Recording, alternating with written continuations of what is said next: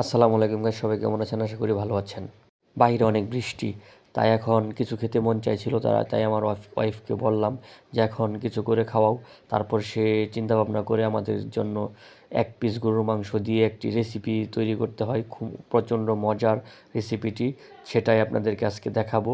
এই রেসিপিটি খেয়ে তারপর আমি আমার ওয়াইফকে বললাম যে আরেকদিন এটা করে আমাদেরকে খাওয়ায়ও, অনেক মজা হয়েছিল। প্রথমে আমরা একটি মাংসকে 3টা পিস করে নিয়েছি। পিস করে নেওয়ার পরে এটাকে ভালো করে কিমা করতে হবে, কুপিয়ে কুপিয়ে আপনারা দেখতে পাচ্ছেন ভিডিওতে আমরা এটাকে কুবাচ্ছি ভালো করে। কুবানোর পরে এটাকে ভালো করে কিমা করে এরকমভাবে কিমা করতে হবে যাতে একটা মাংসর জায়গাও খালি না থাকে। তারপর কিমা করার পরে এটা আমরা ভালো করে ধুয়ে নিব। কিমা করার পরে এখান থেকে দেখা গেছে অনেক রক্ত টক্ত বের হতে পারে, তাই জন্য ভালো করে ধুয়ে আমরা এটাকে একটি জায়গায় রেখে তারপর আমরা এখানে মশলা দিব। যে উপকরণগুলো রেসিপির জন্য লাগবে তাই উপকরণগুলো দিব। দেখতে পাচ্ছেন এখানে মশলার বাটিগুলো। তো প্রথমে আমরা জিরা গরম মশলা দিয়ে দিয়েছি, তারপর দিয়ে দিলাম মরিচ, তারপর দিয়ে দিব আমরা হলুদের গুঁড়ো দেওয়ার পরে স্বাদ মতো লবণ দিয়ে দিব।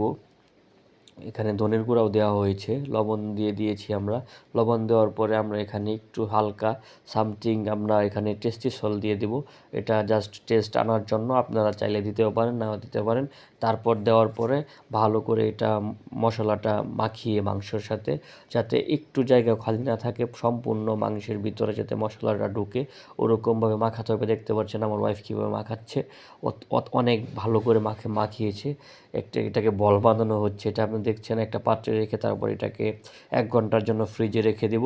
ফ্রিজে রাখার পরে এটা আমরা কড়াই এনে ভাজা শুরু করব সরাসরি। এই দেখতে পাচ্ছেন আপনারা, এটাকে আমরা 3টা পিস এনে তারপর ভাজতেছি।